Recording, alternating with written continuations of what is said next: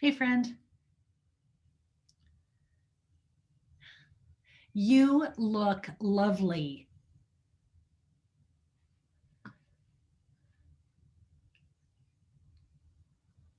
Is it me?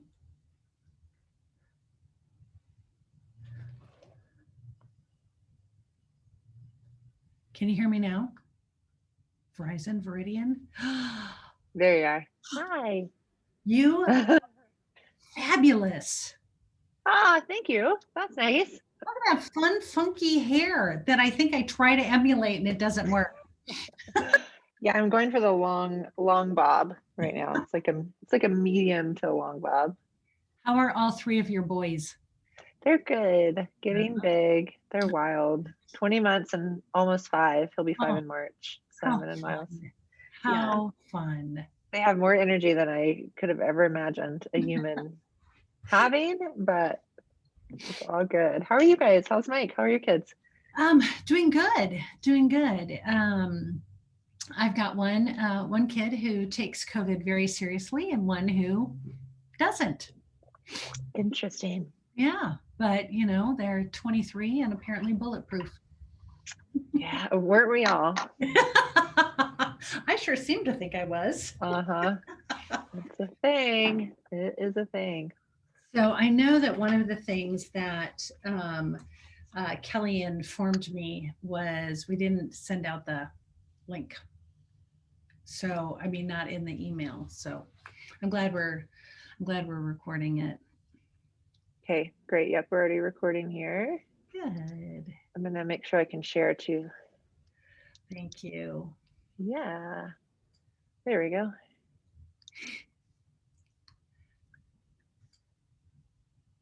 Look at that. Oh my goodness.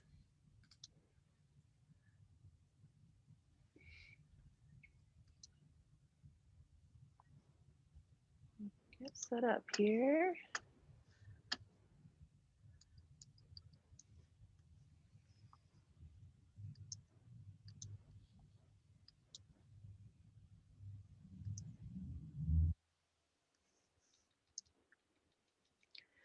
Well, I am glad to see folks are tuning in. We will, of course, wait until 7 o'clock to start.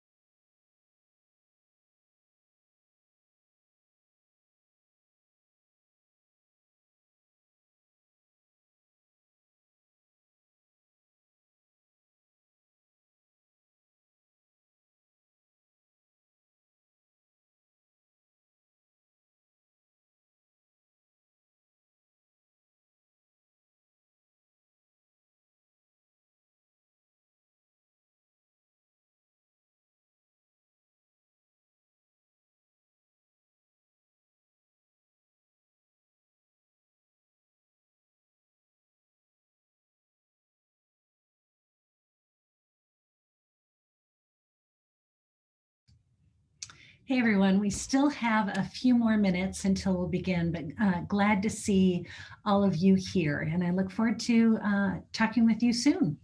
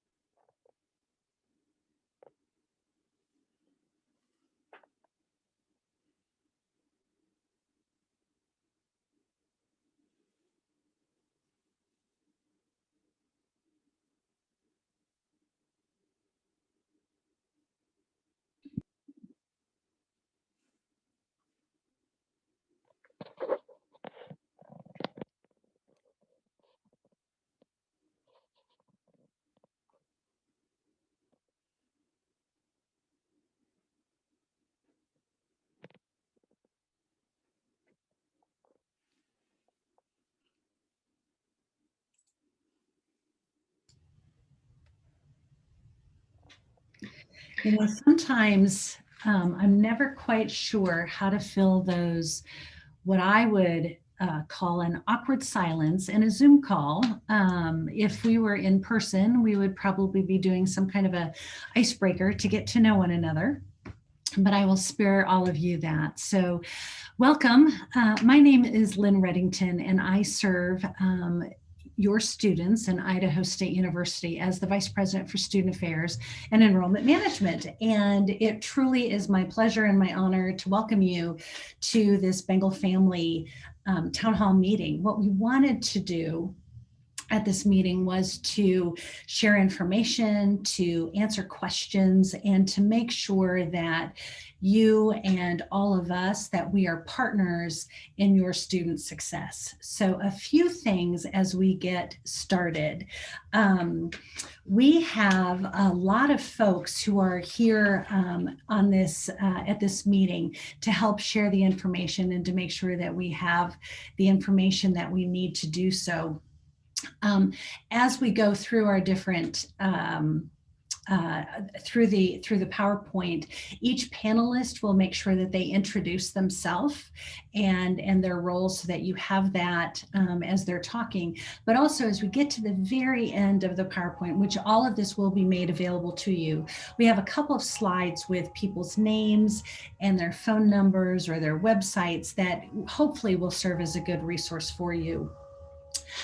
Two other things, and that is that if you would please mute either your phone, your computer, at least while we're doing the presentation. And of course, if you have any questions, we will be answering those. And then perhaps one of the most important things is that Ginny Lorimore is our Director of Brand Management, Trademark Licensing, and Town Hall Facilitator Guru. It's kind of, I would say that it's probably become both her day and her evening job. But Ginny, would you like to talk about how you're going to help move us through this presentation? Thanks, Lynn. Absolutely. So in just a second, I'm going to post some instructions on how to submit your questions. Your questions can be anonymous. You'll send them directly to me, or you can post publicly in the chat for everybody to see. It's completely up to you. And then I will ask the appropriate panelist the question that you've asked. So if you'll bear with me 1 second, I'll get those instructions put in here. And then you can ask throughout the presentation at any point, and I'll add it to the queue. And I'll turn it back to you, Lynn. Ginny, thank you.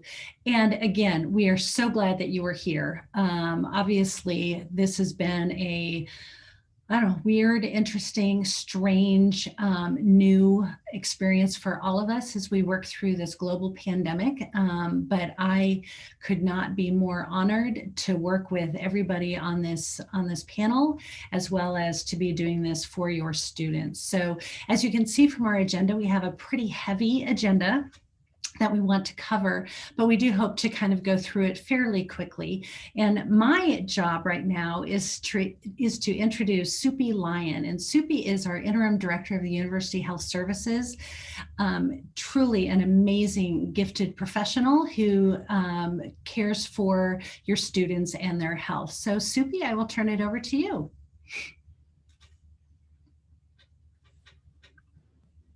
Thank you, Lynn, and thank you to all the parents and family members out there tuning in this evening. As Lynn said, my name is Supi Lyon, and I am a physician assistant here at the Idaho State University Health Center in Pocatello. And I'll just let you know a little bit about our clinic and what we offer for your kids, the students. Our mission is to keep our students safe and healthy and happy and educated so that they can succeed in life and in academics. Our office visits are free for students as they've already paid for them with their student fees. So I think that's important to clarify right up front. No insurance is necessary to use our services. We're located right in the heart of campus on 8th Street, and appointments can be made online or by calling the front desk. We're a general medicine clinic, and we offer an array of services. We're staffed with a bright and caring team of doctors, physician assistants, nurses, medical assistants, a nutrition counselor, and we both have lab and x-ray services. So in regards to COVID-19, operations have changed significantly over the past 9 to 10 months. But we still are managing to do both COVID stuff and general medical stuff. In regards to COVID-19, our staff is available to answer students' questions about COVID symptoms and exposures and other concerns. Our nurses are continuously manning phones and answering phone calls, and really put their heart and soul into answering questions for students that are worried. Our clinic offers rapid tests in clinic, and we refer to express labs at Holt Arena for the PCR testing. And we're following local public health as well as CDC guidelines. We're seeing students in our clinic with any concerning symptoms in a separate clinic upstairs to evaluate whether they would require further medical interventions if they're ill with COVID-19. We've made telehealth a part of our daily schedules to offer a safe way for students to receive care if they don't feel comfortable coming into the clinic. Of course, routine health issues continue to happen even in the face of COVID-19, and we're here for students to address all of their health and wellness concerns. We take care of a lot of acute needs like asthma flares, chest pain, digestive issues, contraception, sexual health, skin issues, injuries, infections. We also take care of mental health concerns quite a bit, depression, anxiety, insomnia, and also just general stressors of being in college or university with the added stress of COVID-19 on top of it. Again, things like diabetes, high blood pressure, thyroid disorders, are basically a general medical clinic operating in full capacity there. Do minor procedures like repairing wounds, draining abscesses, removing toenails, treating skin issues, and we do blood tests, vaccinate, administer IVs, take x-rays. So with all that, we're very mindful of financial constraints that many students have, and we work really hard to keep medical care and treatment affordable for your kids. We work closely with community and campus resources to help students access the care that they need. ISU campus is considered a home away from home for our students, and all of the departments work together closely to accomplish this.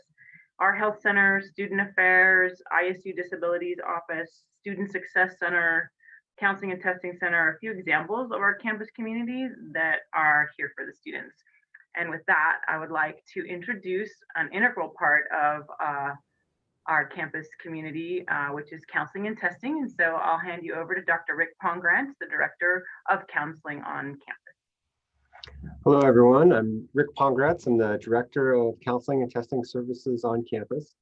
When we're talking about the health of our students, it's important for us to consider student well-being in a holistic manner.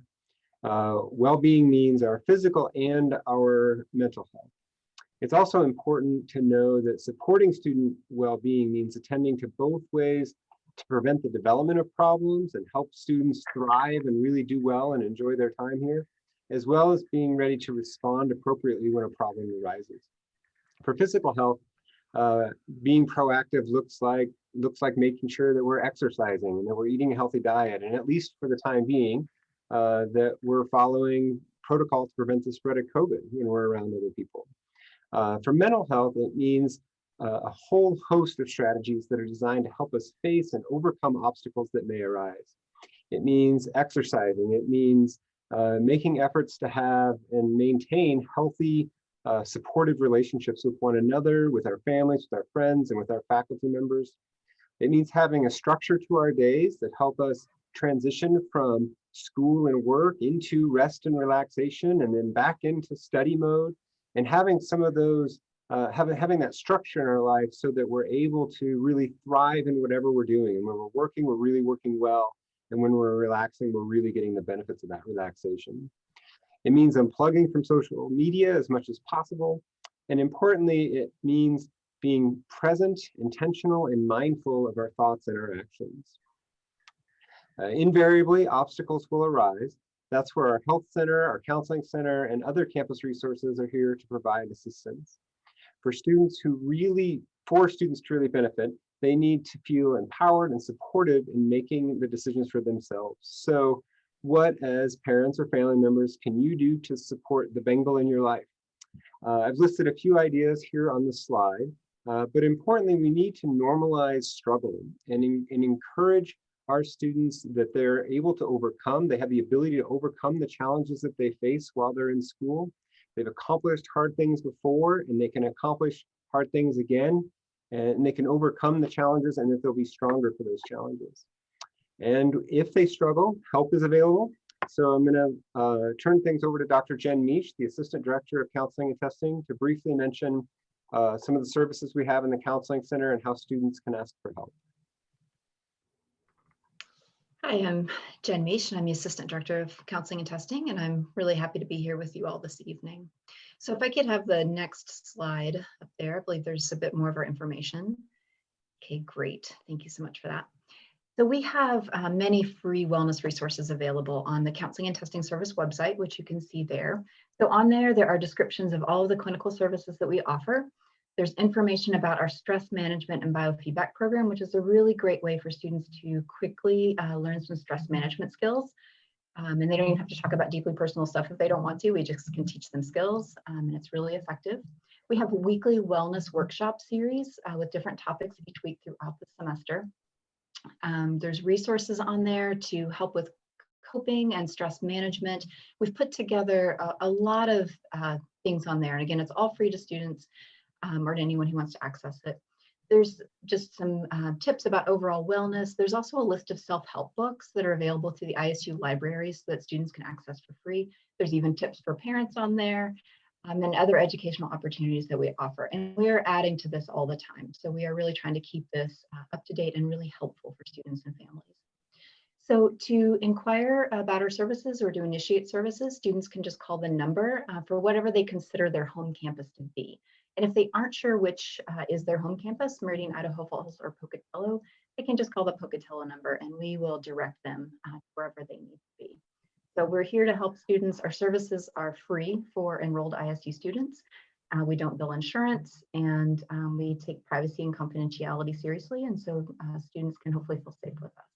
So I will now hand the time over to Dr. Rex Force.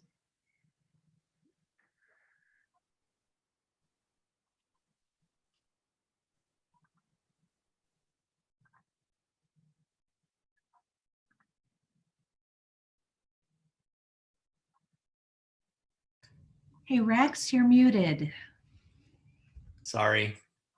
Can't go through a Zoom meeting without doing that at least once. Exactly. I'll start over. Thanks, Jen. I'm Rex Force. I'm Vice President for Health Sciences here at ISU, and I'm also the chair of our COVID Health Committee. So we're going to take just a couple of minutes to talk about COVID screening and testing as it relates to return to campus in the fall. You heard about a lot of the great services that are available in our University Health Center and mental health and sort of adaptation to college services that are available at the Counseling and Testing Center. And we're going to be talking just for a few minutes about how COVID has impacted the campus and how we're addressing that as we move towards spring. First of all, we're implementing a mandatory screening program as students, faculty, and staff return to campus. This is for those individuals who have an ongoing presence on campus in the spring. And there are several reasons why this makes sense now. One is we are doing everything we can with all the resources we have available to us to make campus as safe as possible for the entire campus community. We're expecting that there will be an increase in cases after the holidays. We saw this with Thanksgiving. We're still dealing with Thanksgiving from a medical perspective across the country, and Southeast Idaho is no exception.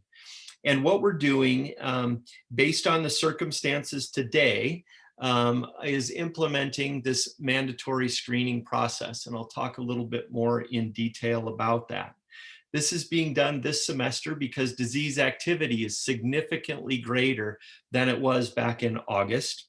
Test availability, the availability of doing the tests for COVID, whether they're rapid tests or the test that takes a little longer to come back, called a PCR, is much more available and much more rapid turnaround times for those tests. Our contact tracing system on campus, in conjunction with our local public health department, is very robust. And there's a lot of information to support the utility of asymptomatic screening as one disease mitigation effort. We're still going to have everything else in place that we had in the fall. That is appropriate distancing of our classrooms, the use of face coverings on campus, encouraging people to stay at home or off campus if they're ill, washing their hands frequently, et cetera, et cetera. But we're adding to this a screening process. And so we're going to ask that all members of the university community that are going to be on campus in the spring have 2 what we call non-invasive saliva-based COVID-19 screenings. This is using the saliva, the spit test that you may have heard about. And these are very quick and easy to do.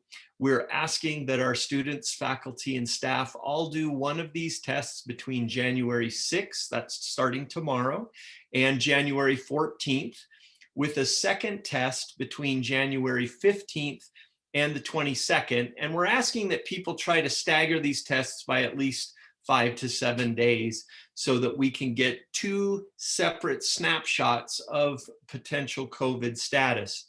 Now, remember, these are in asymptomatic individuals, people that have already had COVID, or people who currently have COVID or have been exposed are not going to participate in this screening process. And I've already seen some questions come into the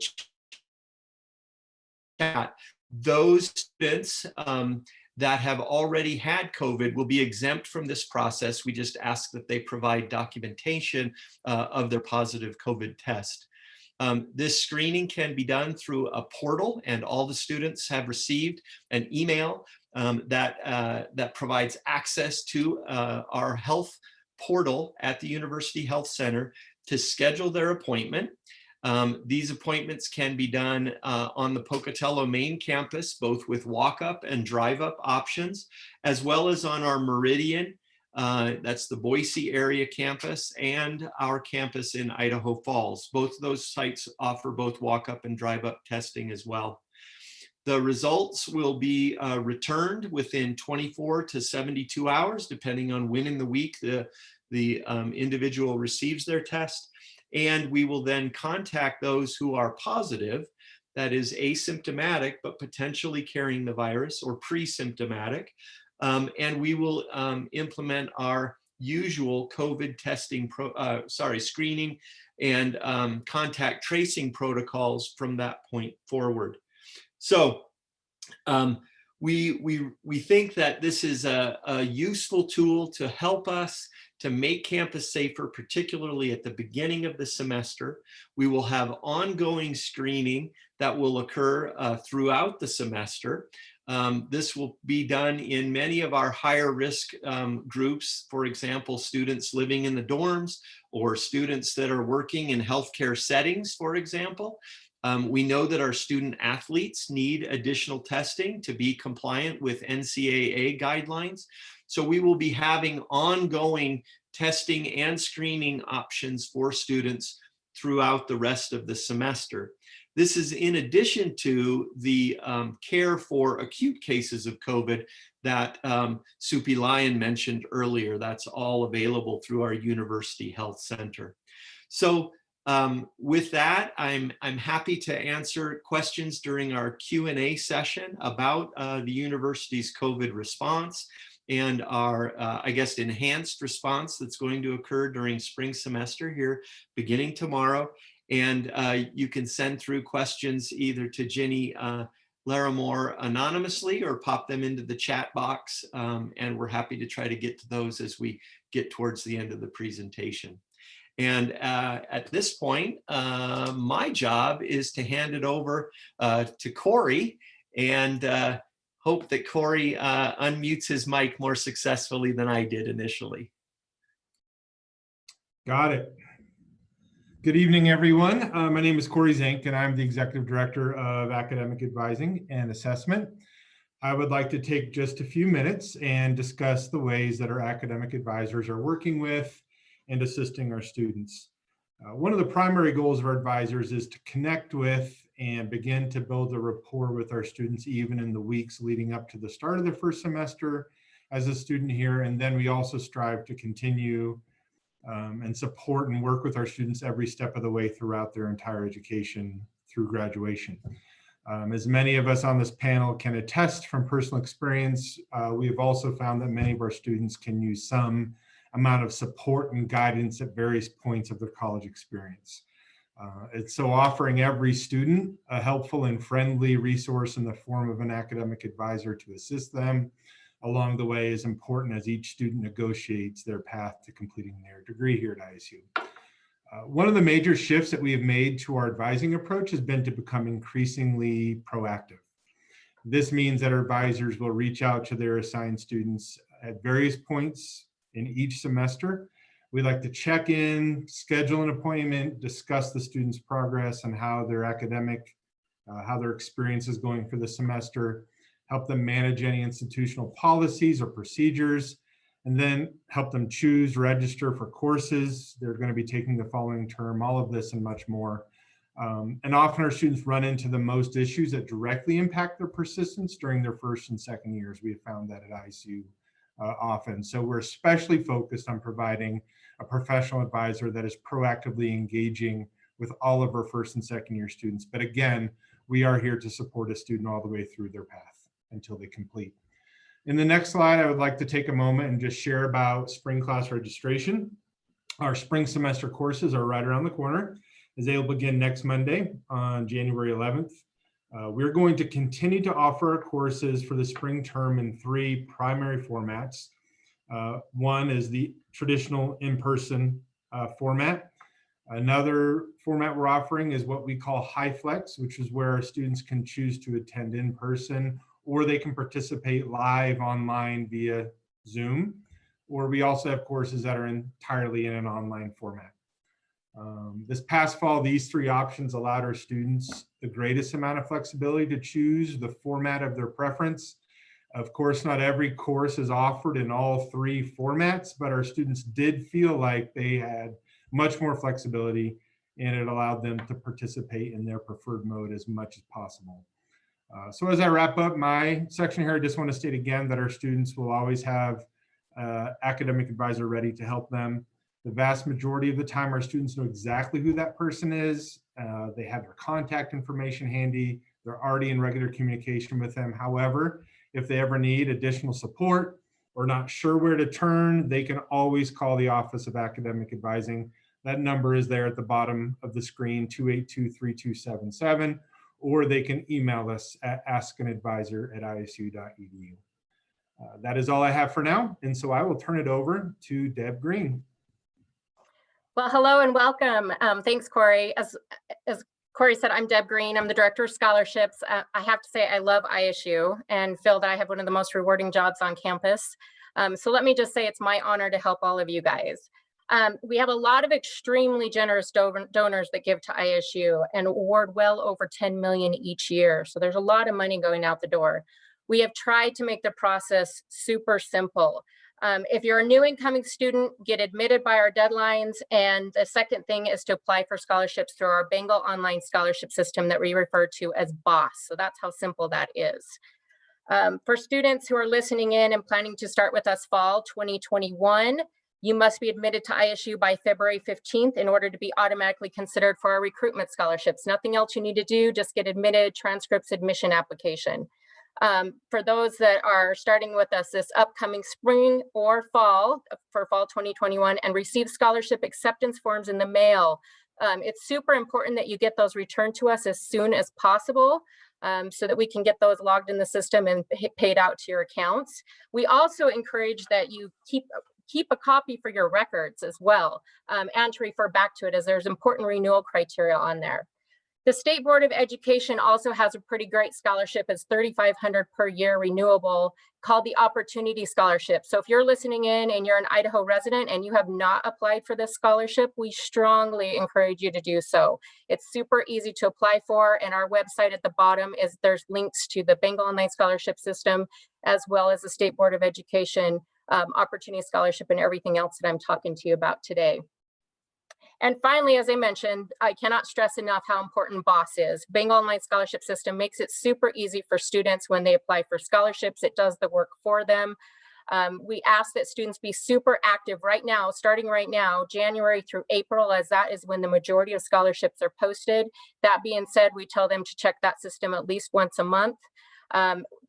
Also check your ISU email often. If a new scholarship pops up and you're eligible, we're going to be sending you an alert. If you receive an offer through BOSS, a scholarship offer, we're going to be alerting you that way, and there's going to be important information that you need to follow to make sure you accept that. So we cannot stress enough, watch your ISU email and your mail as often as possible. Again, our contact information is down below. And so you'll see our email, our website that has all the links that I just talked about today, the State Board of Education, BOSS, talks about our deadlines, our phone number. Again, welcome to the Bengal family. And that's it for me. I'm going to turn it over to James Martin, Director of Financial Aid.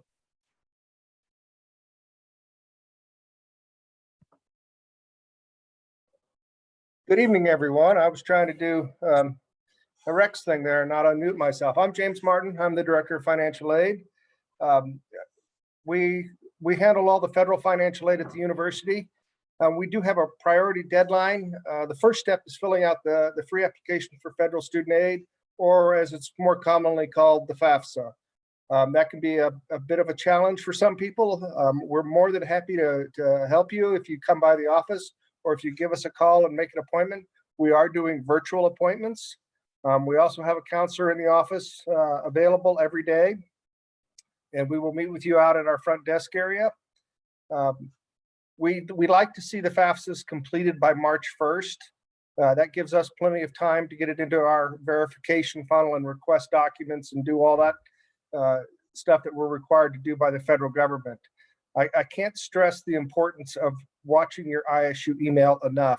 That is the official way that we contact students. That is how you find out that you're being verified by ISU. So please watch your ISU email. If you have questions, get in touch with us. We can help you through that process. And timely submission of verification documents is a huge help. It allows us to get your aid offer out to you in a timely fashion, so you know you and your families can start planning for what it's going to cost to come to school. And we do start dispersing our checks 10 days prior to the start of the semester. One new thing for this year: in the past, we've been under a requirement to delay new students, first-time freshman students, student loan disbursements until the 30th day of the semester. We are no longer required to do that. So beginning in the fall, we will be dispersing the freshman loans at the same time that we disperse everybody else's. One thing you have to do on your bingo web after you receive your aid offer is you need to go in and answer the Title IV or Title IX question or Title IV questions. Wow. The correct answer is yes and yes. That allows ISU to apply your financial aid funds to your account. And if there's an excess, you can sign up for an electronic deposit and the money will show up in your bank account pretty quickly. If you choose not to do that, a paper check will be mailed to your address of record. If you have questions, if there's changes to your family's financial situation, which, you know, with the COVID issue that we've been dealing with for the past year is not uncommon. We do have some tools. Please let the financial aid office know. We would be happy to sit down and review your FAFSA and see if we can make some changes to reflect those changes to your family financial situations. But most importantly, give us a call if you have any questions whatsoever. And thanks for listening. And it's now I get to pass this off to my friend and colleague over in housing, Craig Thompson. Thanks, James. I appreciate everyone being here tonight. It's really a new experience for us to do this online. I have to say I miss the live audience feel and actually engaging with people, but we're going to push forward and do the best we can. I have a couple things I want to talk about tonight. First off, a lot of you are probably wondering about what's happening in housing for the spring semester. And I just wanted to give you a couple of important dates that you should consider. First is the halls will be opening on January 8th, and the first meal will be dinner on January 8th for the students that want to come back. Most students come back that weekend before classes begin to give them time, give themselves a little bit of time to settle in. We have felt that we've been pretty lucky and done a pretty good job with our occupancy in the halls and the apartments this year.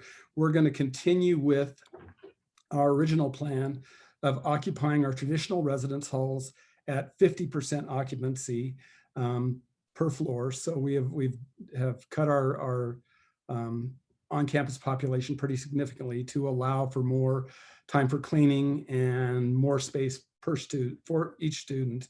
We're going to continue to offer our single rooms at 100%. Those will be rooms in the Rendezvous and Schubert Heights. Those are isolated enough. They have roommates, they share a bathroom, and it's a familial unit, so it fits within the structure that the University Health Committee has given us. And our apartments are family units, and they will be operated at full occupancy also. Jenny, can I have the next slide, please? Thanks. Some of our COVID protocols, I just want to emphasize what a good job my staff has done in dealing with the COVID crisis. And my staff has worked very closely with the University Health Committee, and they are dealing with contact tracing on all exposures in the halls and apartments.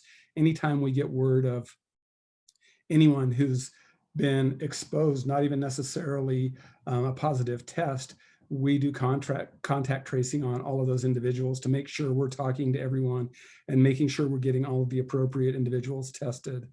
For the students that end up in isolation, the staff, including myself, call and text and reach out to these students on a daily basis to make sure they're doing all right. We are concerned about them as much as you are, and we want to make sure that we're getting them everything they need.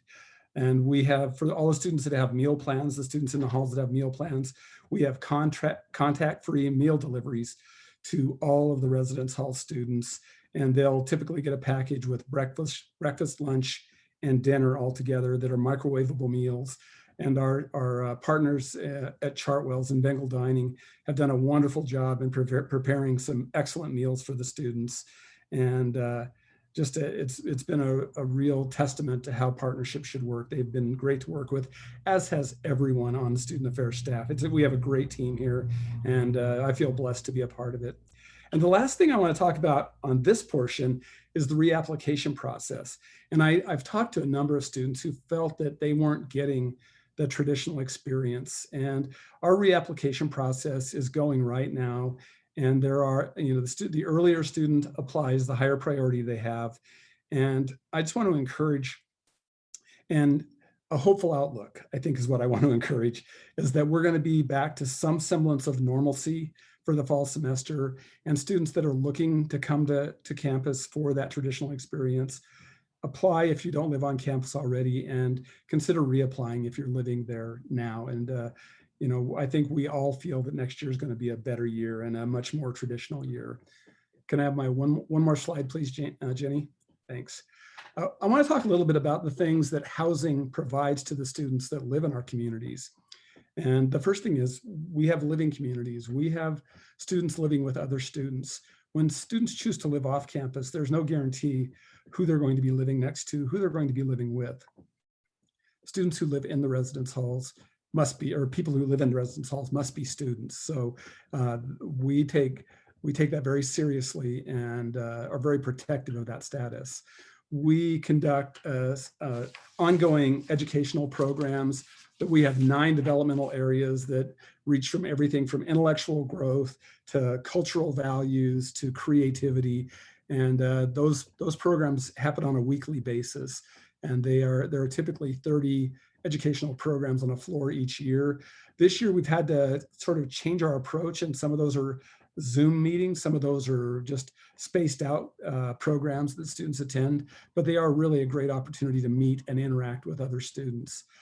Living on campus gives people great access to campus activities, whether it be intramurals or whether it be attending an athletic event or attending a lecture. It really is one of the best things you can do to yourself. There's a study that's been going on for over a decade now. It's called the National Survey of Student Engagement. And it talks about, what it studies is students who are engaged on campus.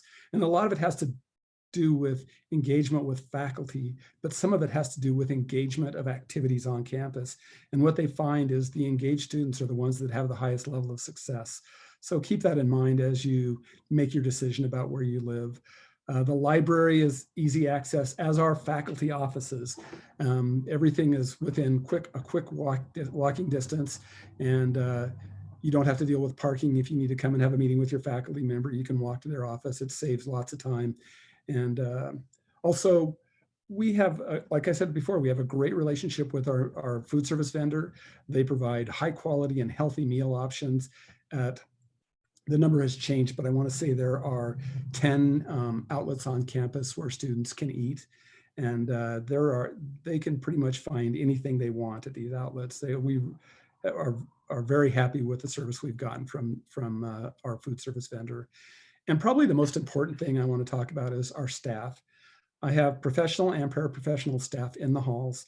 that are thoroughly trained to deal with campus resources, dealing with emergencies, dealing with anything students might need. And they are available 24/7. If you're, again, I want to emphasize that how important I think it is that students have an opportunity to live on campus and at least for a year, take advantage and to become a part of a community. And if you're living on, consider staying with us. If you're a new student joining us, we would love to have you join us. And with that, I will confuse you and hand off to Craig C. Craig Chatrin is our Dean of Students and Associate Vice President. Thank you so much, Craig. Since I've joined Idaho State just almost a year ago now, Craig and I get confused pretty regularly. And so we once in a while get each other's emails and all sorts of other things. But I'm Craig Chatrin. I'm the Dean of Students here at Idaho State University. And so I work with students in a number of different ways. Mostly I spend time helping students find their way and to navigate our institution. I help students get connected to the resources on campus. But tonight I want to talk a little bit about the Bengal experience and some of the fun activities and some of the out of class benefits of being at ISU. And so as Craig just talked about, students who are involved, students who are engaged outside of the classroom, they have higher GPA. They get a lot of important skills that they're going to use with employers and other aspects of their life. And overall, they just report having a better campus experience. They have more fun. They meet more people. And even for students who are working or have other life commitments outside of just classwork, being able to get involved on campus really makes the experience so much more rich and the learning opportunities that much greater. There's a lot of ways that we've had to adjust our engagement activities this year, but we still have a number of things that our students can participate in. We have bingo once a month that's being done virtually.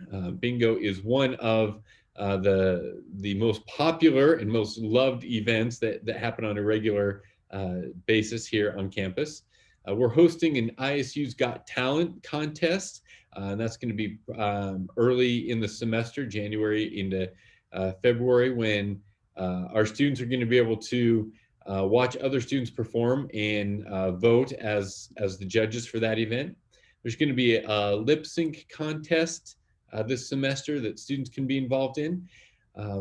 Student government elections are going to be coming up, and we're always looking for students who want to get involved in student government and the shared governance of our campus. And then we have a lot of other opportunities, Student Activities Board, Greek Life, and a lot of smaller events that happen throughout the semester here on campus. The other involvement opportunity that I encourage every student to look into is joining a student club or a student organization. We have around 100 clubs here on campus. We have clubs that are based around students' hobbies and out-of-class interests. And we have a lot of clubs that connect to students' majors, especially in the health science fields. And so there's a link there that you can click on, and students can find our list of clubs on campus.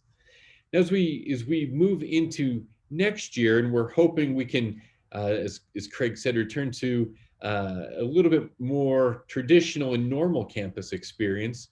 There's a lot of events, especially at the beginning of the fall semester, that are big events that we hope every student has the opportunity to participate in. Our Welcome Week activities during the first week of classes. There's a wonderful partnership between our campus and the city of Pocatello called Welcome Back Orange and Black.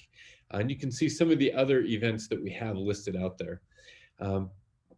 Again, I want to reiterate that students who are engaged in the life of campus outside of class, they have a better experience. They do better academically, and they're going to get a lot of skills that are going to be important as they move forward and graduate from ISU. If students have any questions about how to get involved on campus, they can contact our Engagement and Leadership Office. where they can meet with a staff member there and find out all the different opportunities that they have on campus. Now I want to turn it over to Dr. Kelly Moore, who is our Director of Communications and works very closely with the Bengal Family Network. Hi, everybody. Thank you, Craig. So we know that when your children are in high school, you get communication about their progress, their well-being, their activities. You get a lot of information. And that changes when they go to college. As adult learners, all of their personal information is protected by federal law, but you are still their supporter. You are still their cheering section, their go-to resource for encouragement and guidance. And so at Student Affairs, we are doing everything we can to keep you informed and in touch. So today, I want to share with you 3 things that we're working on to help with that goal. The first is a Bengal parent and family survey. At Idaho State, we are partnering with institutions across the nation to survey the parents and families of undergraduate college students. Our purpose is to better understand how we can support your students, to get your input on that, and how we can better communicate with and support you and your connection. So you're going to be receiving information about this survey in the Bengal Family Network newsletter, which will go out tomorrow. But let me give you some important details about this. The survey will take only about 10 minutes of your time. The answers you provide will remain confidential. Your data is protected. It will not be shared. No personal or confidential information is gathered in the survey. It is offered in both English and Spanish, and all responses are saved automatically. So it's only about 10 minutes long, but if you get interrupted, as long as you resume on the same computer or device, your responses will be saved. So I'll be copying the link for this survey into the chat field when I'm done. But again, it will be coming out in tomorrow's newsletter. So partnering with you to support your students is one of the most important things we can do. We can do our job on this end, and we can meet with your students and try to do everything that we can to help support them. But your input is critical, and your partnership with us is critical. So the second way we are increasing our communication is through our virtual new student orientation. So if you have a student who's starting this spring, you'll want to check out the virtual new student orientation. It is this Friday, January 8th, and we are offering 2 sessions at that event that are specifically for Bengal parents, families, and guests. Ginny, can you go ahead to the slide for this one? I promised Ginny I would give her a heads up whenever we were supposed to move to a slide, but I kind of lost track. So Ginny, on the new student orientation, we are offering a Bengal welcome at 9 a.m. and a family and guest session at 10 a.m. Interested participants can RSVP at isu.edu/NSO, and that will get you to an email link with the Zoom information and passcode. And again, when I'm done, I'll paste that link into the chat field just in case. So the third way that we are enhancing our communication with parents and family members is through the development of what we're calling the Bengal Family Network.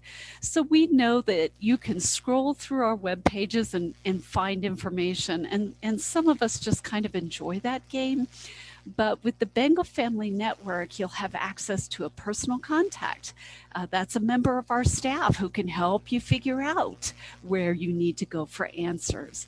You'll have resources at your fingertips, so we can help you identify those resources you need without calling all over campus. We'll give you critical updates, regular communications about timelines that are critical to your students' success.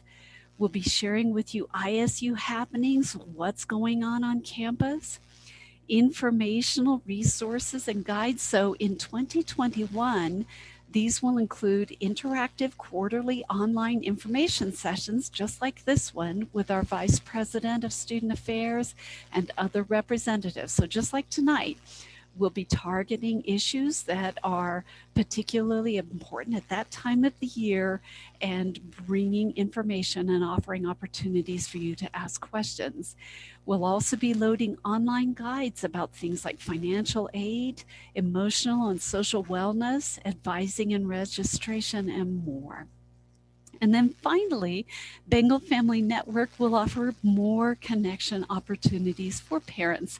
So when we get back to that lovely normal we're all really missing, we will be coming together for campus events like the Bengal Family Weekend, when you can come and hang out with your student and several thousand other people and just enjoy campus and our ISU hospitality. So we'd like you to partner with us in providing the very best support for your student's dream. We're going to invite you to opt in to the Bengal Family Network. And again, we'll post that link. And if you have other questions that you just like quick answers for, or you're not sure where to look for a resource, go ahead and email us at bengalfamilynetwork@isu.edu. And now I'd like to pass this back to our Vice President, Lynn Reddington. Thanks everybody for all of that information. I know just listening, I learned a lot. I have one of my students, as in one of my daughters, is planning on being a new student here at Idaho State starting on Monday. So I was paying very close attention to the financial aid scholarship piece. So James and Deb, thank you very much. I know we've had a number of questions come through on the chat, and what I want us to do is take a few minutes to go through those questions and see what we can do to get all the information out that you've been asking. So I'm going to start, and then I'm going to have Jenny kind of help facilitate that. But one of the questions came in was about spring commencement, and will that be in person? And oh my gosh, what a great question. And I wish I had a great answer. Right now, I don't. I know that there's always that old adage of hope for the best and plan for the worst. We have not made a decision about the spring. What I can tell you is that the decision about having an in-person commencement versus a virtual commencement will be one that is given all of the attention that it deserves, because that is such a culmination of a student's experience and their family's experience while being a part of Idaho State. So we will be having those conversations, and the decisions will be based on health and wellness and guidelines. So unfortunately, I can't answer that more clearly, but please know it is on our radar. Jenny, I'll turn it back to you. Thanks, Lynn. Okay, our first question via chat is, what would happen if a student already had COVID-19 over the break and is having to do the COVID-19 test screenings on campus, also having the risk of the test coming back positive? And for this answer, I'm going to turn it to Craig Chatriand and Rex Force. Thanks, Jenny. If a student has had COVID-19 over break, or actually in the last 180 days, they can be exempt from the COVID screening program. And they can do that. They're going to get an email with instructions on how to schedule their screening test, or how to upload documents like documentation of a prior positive test that will exempt them from the program here in the beginning of January. Rex, is there anything you'd like to add to that? No, I think you covered most all of it, Craig. The second part of that question was, could someone who had it over the break potentially still test positive? Obviously, if that person is still in about 10 days or so since first testing positive and developing symptoms, they would need to still be isolating. And there is a chance that during that short time frame, about 10 days or so, they could potentially test positive again. There are some cases, and I think many people have read about this, where people continue to test positive for quite some time after being ill. But usually in younger adults, they end up clearing the virus relatively quickly, and the chance of them being positive again, are very, very low. But as Craig said, those folks that can document previous COVID in the last 6 months, 180 days, are going to be exempt and won't have a test anyway.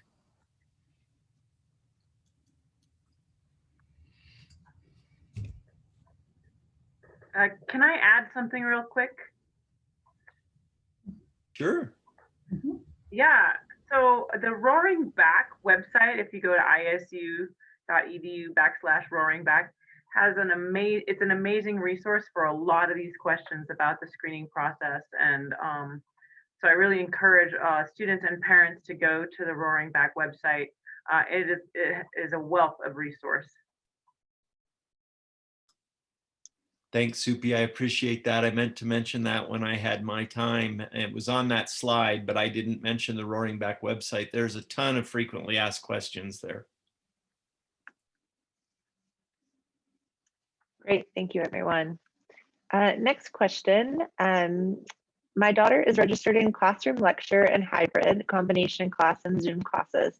If at any point a student feels unsafe attending their face-to-face classes, will they be able to have the option of going fully online without negative consequence? We are extra cautious because she contracted COVID last fall, 20 semester, her very first semester in college while at Idaho State. If this is not an option, what is the advice that you would give to her? And I will turn this question over to Craig C.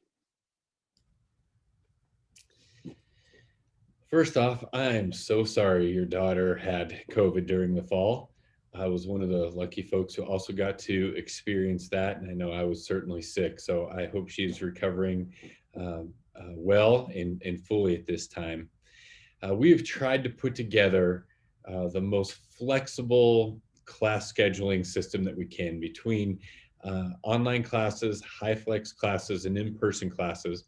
We're hoping that our students are able to engaging in their class activities the way that they're most comfortable. So for most of our classes, if a student hits a point in the semester where they need to move to online only classes, or if they need to isolate or quarantine due to COVID, most of our classes and our faculty are ready to assist students in doing that. There are, of course, going to be some exceptions. A lot of our labs, a lot of our clinical classes, the in-person component is critical to that. So if there is a situation where a student, for whatever reason, feels they need to move to a fully online course schedule, I would encourage them to talk to their faculty member for that in-person class. That's going to be the best place to start. After that, they can come to my office and the Dean of Students office. They can talk to their academic advisor to get some advice and direction on what to do. Great, thanks, Craig. And if you'll hang with me for this next question as well. One question we have as parents with an out-of-state student is, why is there a spring break scheduled with an entire week off followed by exams?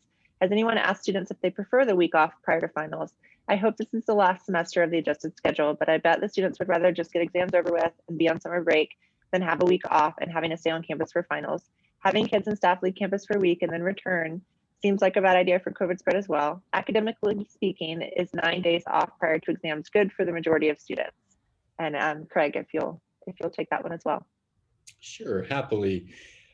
For the decision on how to structure our spring semester, including even when to start the semester, where to put spring break, those are decisions that were incredibly difficult during the fall.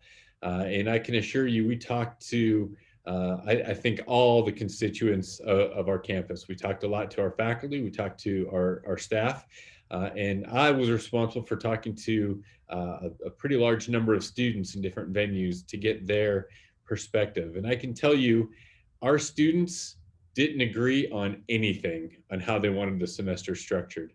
The closest to agreement they had is they did not want us to start any later in January. They wanted to get back to school after being home with Thanksgiving.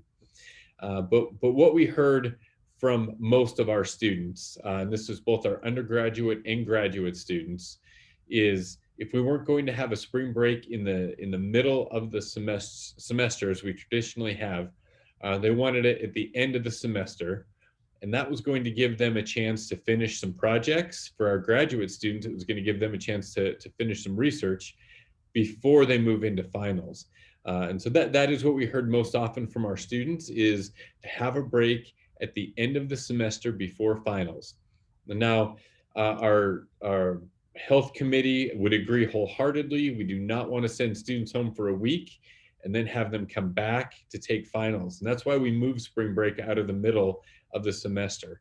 And so what our hope is to have students take spring break at the end of the semester and then do online finals. That's what we did for almost all of our classes in the fall. And I think that worked pretty well. And so having our students go back home, have a spring break, be able to finish projects and prepare for finals, and then take their finals remotely is the rationale for how we structured this semester. Thanks, Craig. We're going to switch gears a little bit. We have a housing question. Housing has a meal delivery option for students, and Craig T. Thompson said that they would be microwavable, but what if the student does not have a microwave in their room? And then Craig. That is an awesome question. All the students that are in isolation are in specified rooms that all have microwave ovens. So if they're in isolation, they have a microwave. Excellent. Thanks, Craig. Next, no one could have predicted this year's events. However, I feel bad for the freshmen and the college experience they missed out on. Assuming fall 2021 is something closer to normal, has there been discussion on how to get those students integrated into the ISU family along with the new incoming freshmen? And for this answer, I would love to turn it to Craig and Craig. Maybe I'll start off there. And the first thing that I would say, so my colleague Craig doesn't have to, the number one thing your student can do to be integrated into the life of Idaho State University is to live on campus. Research, my experience would say there's no better way to become involved in the life of our campus than living in our residence halls. So that's the number one thing I would recommend.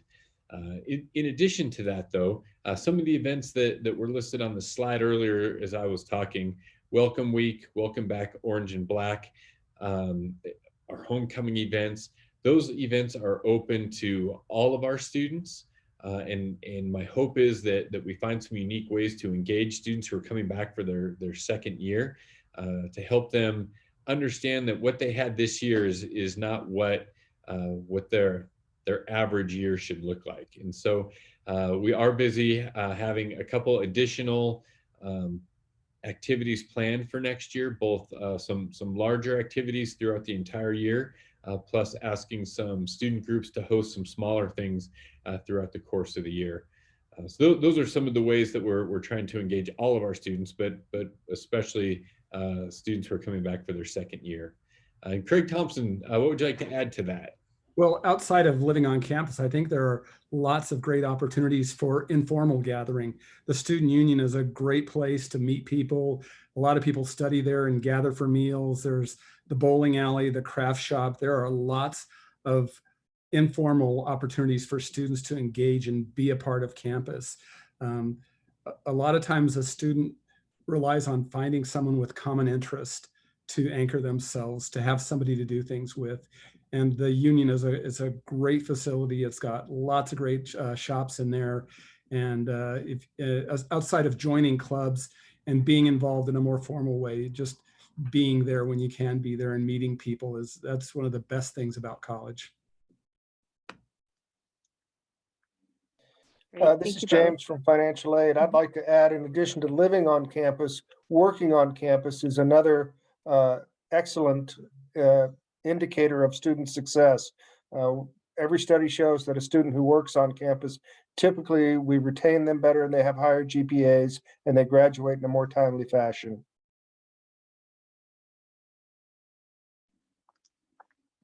Great, thank you.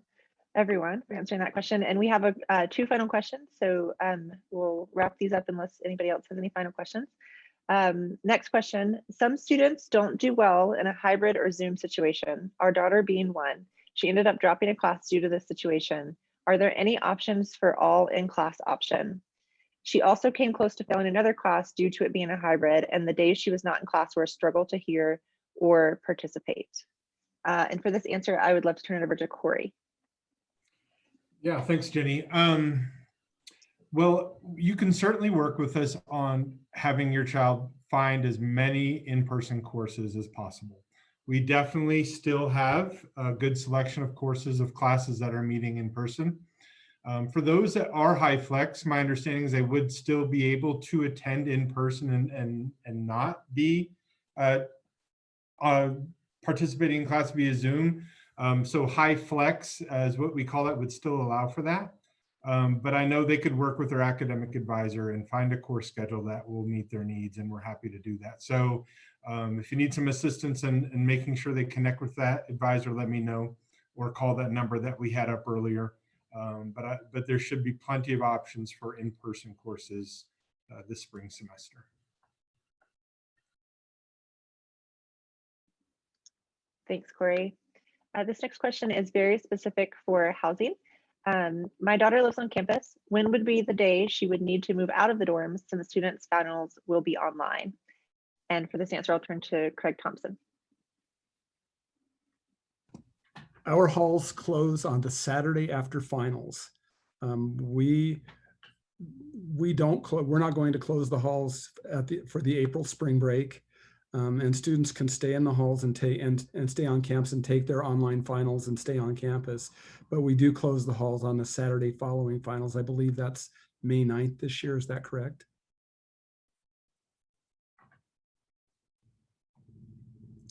It's the Saturday after finals week is over, so I think that's right. Great, thank you, Craig. Those are the last questions that I see come in, and I would love to turn it back over to Lynn. Thank you.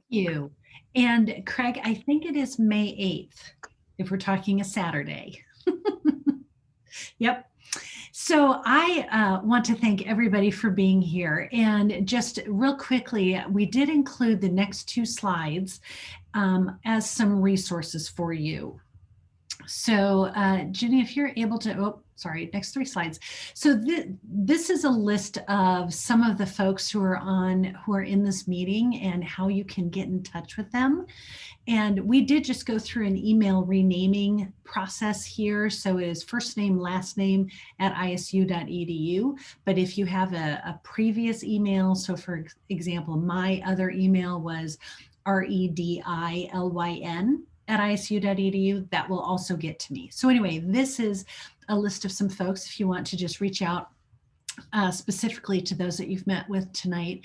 And then the next slide, we just included some of the different departments that you may be interested in contacting or just want to have kind of as an easy reference. And so I don't know, Jenny, if you're able to move the slide forward to that one. Oh, maybe I missed one. There should have been, there's the department one. So some of the different departments that you and or your student might be interested in. Again, I want to thank you for being here, for joining us, for helping us help you and your students be successful. And we look forward to starting the spring semester, and we all look forward to having a very happy and healthy COVID-free new year. Thanks, everybody. Good night.